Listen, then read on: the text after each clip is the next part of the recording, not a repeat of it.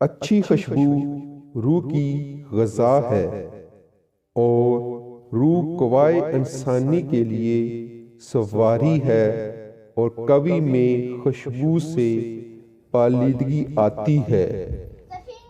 دماغ، دل اور تمام باطنی اعضاء کو نفع پہنچتا ہے، قلب کو فرحت ملتی ہے، نفس خوش ہوتا ہے اور روح میں تازگی کروٹ لیتی ہے۔ خوشبو روح کے لیے نہایت موزوں اور جان بخش ہے۔ روح اور عمدہ خوشبو کے درمیان قریبی تعلق پایا جاتا ہے۔ اس لیے نبی پاک صلی اللہ علیہ وآلہ وسلم کے نزدیک دنیا کی دو محبوب ترین چیزوں میں سے ایک خوشبو تھی۔ صحیح بخاری میں مذکور ہے کہ آپ کبھی خوشبو کو رد نہیں فرماتے تھے۔